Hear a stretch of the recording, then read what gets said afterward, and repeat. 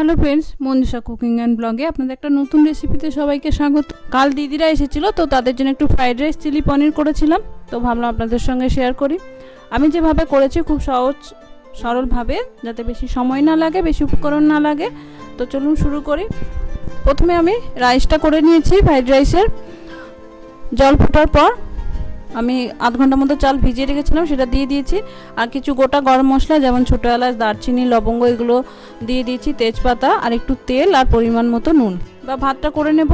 এবার এদিকে চিলি পনির করার জন্য পনিরের কিউবগুলো এরকম বড় বড় করে কেটে নিয়েছি। তারপর দিলাম নুন, আদা বাটা,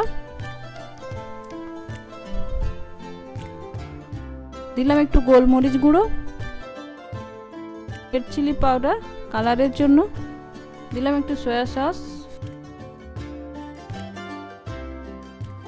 3 চামচ মতো কর্নফ্লাওয়ার। আমি যেহেতু এখানে নিরামিষ করছি তো শুধু কর্নফ্লাওয়ারই দিচ্ছি, আপনারা যদি আমিষ করতে চান তো একটা ডিমও দিতে পারেন। এবার অল্প একটু হাতে জল নিয়ে আমি এটা ভালো করে একটু মাখিয়ে নেব। দেখুন এইভাবে কোটিংগুলো করে নিয়েছি আমি। এবার আমি পনিরের কিউবগুলো ভেজে নেব। তার জন্য একটা ছোট্ট কড়াইতে আমি কিছুটা তেল নিয়েছি, বা পনিরের কিউবগুলো যে মেখে রেখেছিলাম, ম্যারিনেট করে রেখেছিলাম, সেগুলো দিয়ে দিচ্ছি।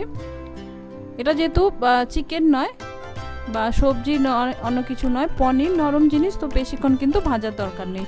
মোটামুটি মিডিয়াম ফ্লেমে এটা লাল লাল করে ভেজে নিতে হবে।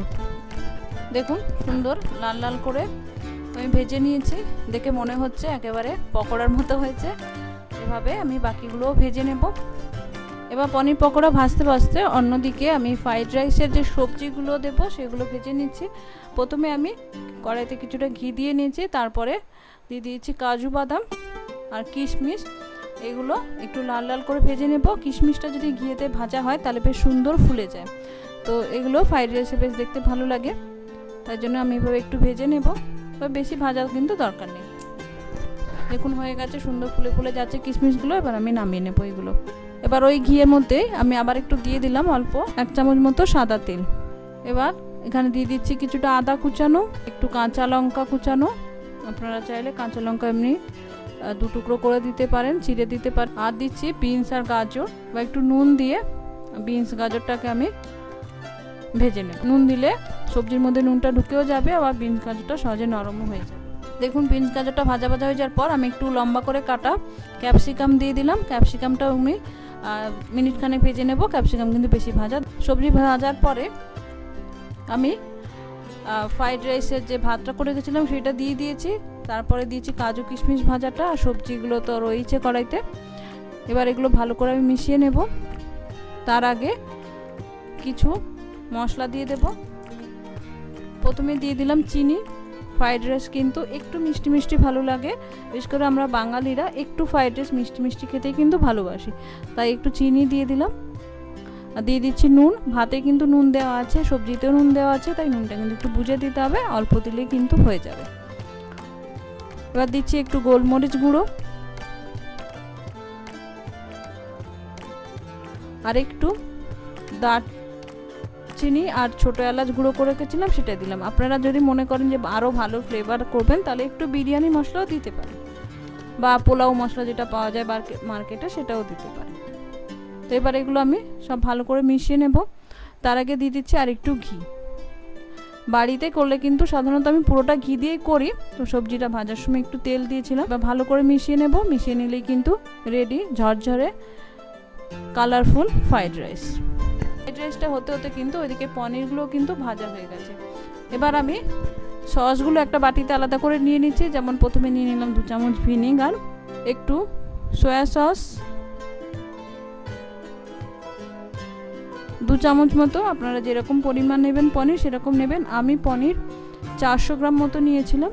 এবার দিচ্ছি একটু গ্রিন চিলি বা চিলি সস। এটা কিন্তু আমার বাড়িতে করা, তাই ভীষণ ঝাল বলে আমি খুবই অল্প দিচ্ছি। আপনার যদি দোকান থেকে কেনা হয় 1 চামচ কিন্তু ভর্তি দিতে পারেন। এবার দিচ্ছি টমেটো সস, বড় চামচের 3 চামচ মতো আমি টমেটো সস দিয়েছি। এই টমেটো সসও কিন্তু বন্ধুরা আমার বাড়িতে করা। আমি বাড়িতে সসগুলো করে রাখি, তাতে খুব ভালো টেস্টও হয়, আবার প্রিজারভেটিভ ছাড়া হাইজিনিক ভালো জিনিস বাড়িতে খেতেই ভালো লাগে। আর দিলাম রেড চিলি পাউডার কালারের জন্য। এবার এগুলো আমি একসঙ্গে মিশিয়ে রাখবো। পনিরের পকোড়া ভাজার তেলটা আমি একটু কমিয়ে অন্য কড়াইতে নিয়েছি, তাতে দিয়ে দিলাম কুচানো রসুন আর কুচানো আদা। আমি এখানে একদম পিওর ভেজ করছি না, আপনারা যদি পিওর ভেজ করতে চান তাহলে রসুনটা স্কিপ করতে পারে। এবার দিয়ে দিচ্ছি এরকম চৌকো করে কেটে রাখা, যেরকম আমরা চিলি চিকেনে দিই সেরকম লঙ্কা আর পেঁয়াজ। ওই যে বললাম যদি পুরো ভেজ করতে চান তাহলে পেঁয়াজটাও স্কিপ। তো পেঁয়াজটাও মিনিট খানেক আমি ভেজে নেব, বেশি ভাজার কিন্তু দরকার নেই। দেখুন পেঁয়াজটা ভাজা ভাজা একটু হয়ে গেছে। এবার দিয়ে দিলাম ক্যাপসিকাম। আমি এখানে রেড আর গ্রিন দিয়েছি, আপনারা চাইলে ইয়েলো বেল পেপারও দিতে পারেন। এবার ক্যাপসিকামটাও মিনিট খানেক ভেজে নেব। দেখুন মিনিট খানেক সবজিগুলো সব ভাজা হয়ে গেছে। এবার দিয়ে দিলাম একটু জল। জলটা আগে একটু দিয়ে দিলাম এই কারণে যে সসগুলো যখন দেবো যাতে পুড়ে না যায়, আর তার জন্য আমি একটু আগে জল দিয়ে দিই। তো এবার সসটা যে রেডি করে রেখেছিলাম সেটা দিয়ে দিচ্ছি। এবার দিচ্ছি স্বাদ মতো নুন,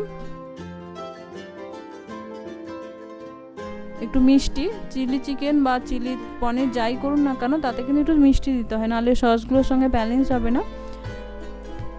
আর দিয়ে দিলাম একটু গোলমরিচ গুঁড়ো। তো এবার এগুলো ভালো করে মিশিয়ে নেব, গ্রেভিটা ফোটা পর্যন্ত অপেক্ষা করব। দেখুন গ্রেভিগুলো ফুটে গেছে, দেখুন গ্রেভিটা ফুটে গেছে। এবার ভেজে রাখা পনিরের কিউবগুলো দিয়ে দিলাম, দিয়ে একটু মিশিয়ে আমি কম আঁচে মিনিট 2 ঢাকা দিয়ে রাখবো। আমি খুলে দেখবো কি অবস্থা। দেখুন পনিরগুলো একটু নরম হয়ে গেছে। তো এবার দিয়ে দিলাম 1 চামচ মতো কর্নফ্লাওয়ার, আমি হাফ বাটি জলে গুলে দিয়ে দিয়েছি। এবার গ্যাসের ফ্লেম হাই করে দিয়েছি, দিয়ে নাড়তে নাড়তে এটা একটু ঘন হয়ে যাবে, তারপরে আমি গ্যাসটা নিভিয়ে দেবো। তো গ্যাসটা নিভিয়ে দিয়ে আমি এটা একটু রেখে দেবো, তারপরে সার্ভ করব। তো বন্ধুরা রেডি আমার ফ্রাইড রাইস আর চিলি পনির। চিলি চিকেন করতে গেলে কিন্তু অনেক সময় লাগে, কিন্তু চিলি পনির কিন্তু খুব সহজে তাড়াতাড়ি করা যায়।